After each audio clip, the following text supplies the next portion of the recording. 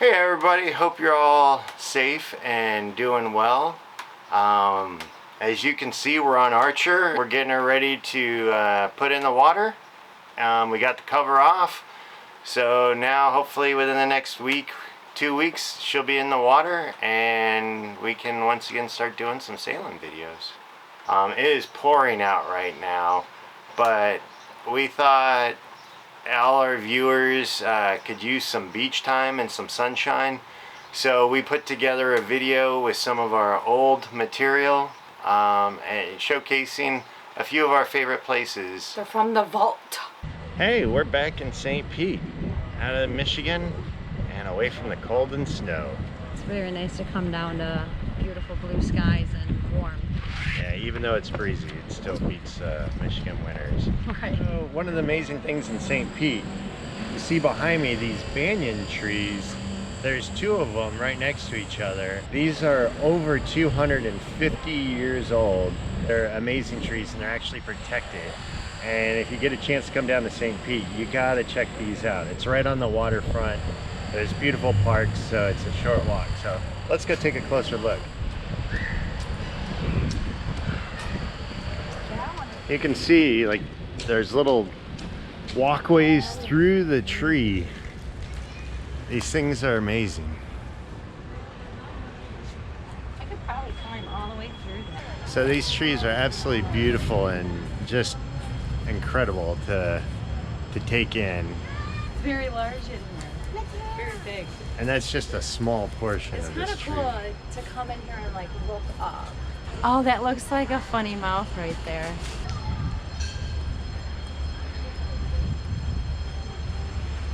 These trees have definitely stood the test of time, and lots of hurricanes and storms, and yet they thrive here. Okay guys, here's the story. We did not plan a hotel while we were here. We thought we would be adventurous. Unbeknownst to us, it is also spring break, and it is also race week for some car race thing. And every hotel has been booked, and every hotel, you can't find one anywhere. So a lot of Googling, and we found one that was left. And I thought, we'll grab it. We have not been inside. This is our, like, revealing what did we come up with. There we go. Oh, got it, okay. Ta-da! Not too shabby. Wow, and Sheila, I said I needed a king size bed. Now this is very updated in here. Yeah, this is cute. This is I'm actually impressed with the last minute. This is like modern Florida beach vibe going on Oh here. my gosh. I'm kind of happy with this last minute find right now. Oh, marble. Nice job, jewelry. And one of the amenities that this hotel offered was shuffleboard. Julie and I had seen it all over Florida, but we never actually took the time to play it. Well, now we did. And I gotta say, I think I'm pretty much a natural when it comes to shuffleboard. Check out my form.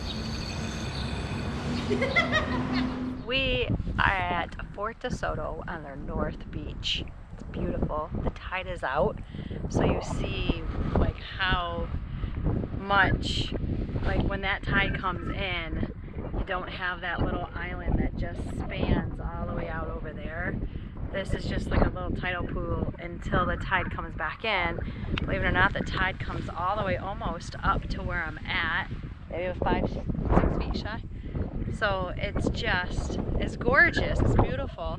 It's still a little windy on this side of the island compared to the other side, but I mean, it's not nearly as bad. So I'm testing, we're trying to find a good spot to hang out, and I'm testing the wind. So I'm hiding as if we were gonna sit here because the sand dunes here, the mangroves are right there blocking all the wind. So I'm giving it a test sit before we set up. I think this is a pretty good spot. It's just enough breeze to keep you cool, but it's not really slamming against you. So, our last trip to Florida, we got some sarongs, and I don't think they're just for women. So They're awesome, multifunctional. We're gonna use it as our beach blanket today. But this summer, when we're sailing on Archer, I'm gonna be rocking a sarong. Now what I wanna know is this like the Polynesian kilt? Like what do I wear under it? So leave a comment, let me know what dudes normally wear under a sarong. Oh hey, didn't see you there. Fort DeSoto actually has a fort. It's not just a clever name. This fort was built in 1898 and was active until 1909, and America's coastal defense against the Spaniards in the Spanish-American War. These guns are still in pristine condition, and it's really cool because this actual entire gun emplacement would swivel, and they would use this crank here to swivel it, and they got foot pedals switched from a swivel to the elevation of the gun. I bet that's what these are for. And the guns are completely intact except for the rear doors that hold the shells in there.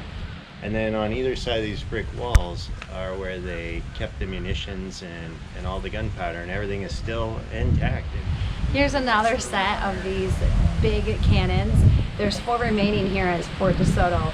Super cool. They're huge. Their projectiles were about 12 inches in diameter, weighing over 100 pounds.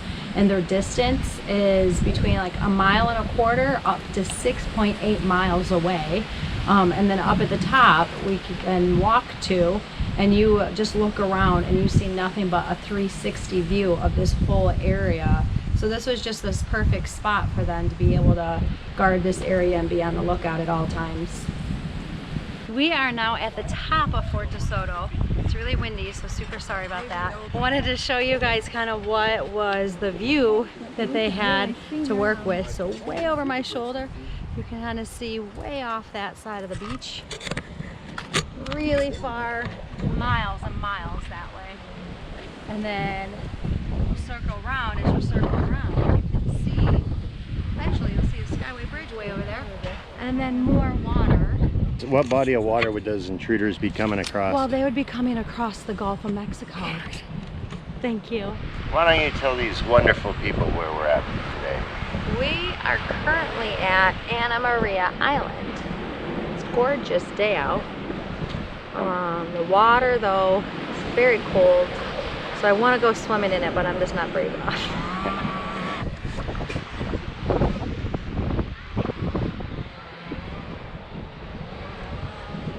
Hey guys, so we're on Anna Maria Island, and we were just walking around this little island, and it's so cool. This little island shopping center, they have a whole row of these really cool birds.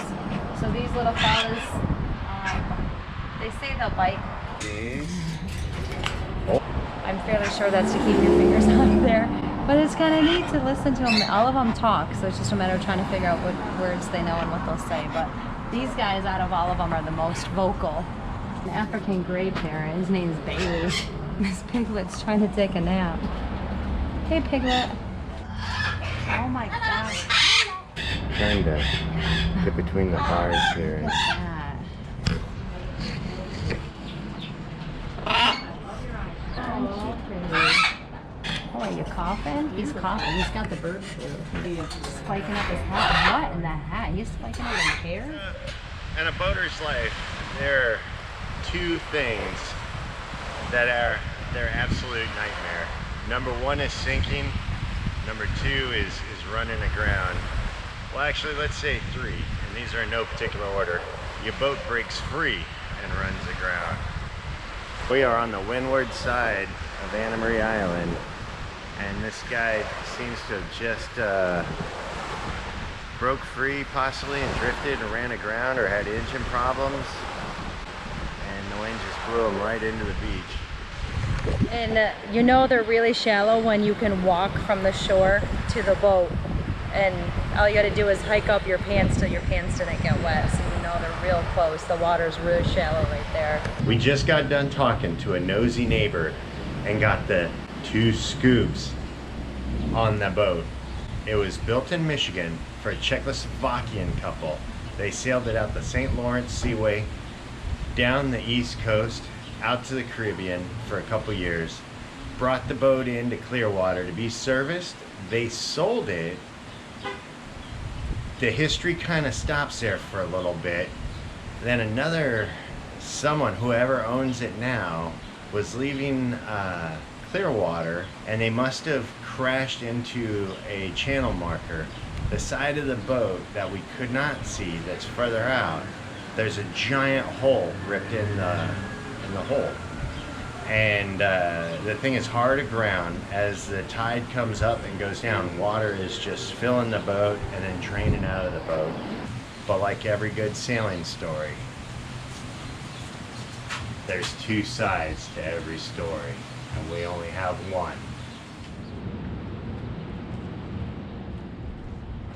Dan is getting ready to fly his little DJI drone for the first time in Florida. It's a little breezy out, but we're a little nervous. And I'm really hoping this works out to get this drone footage. We'll see. We finally had to head back to the hotel to get ready to come home. But before we started packing, we enjoyed one last amazing sunset while watching the waves break on the white sandy beaches of the Florida coastline.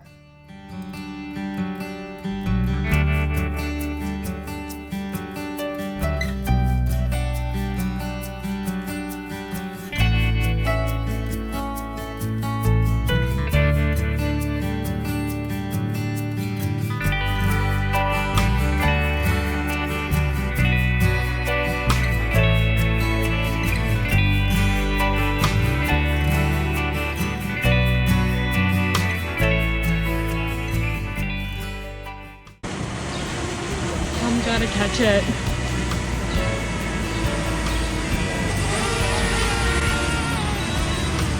Pop this bad boy. I think you're sweating bullets. We did it!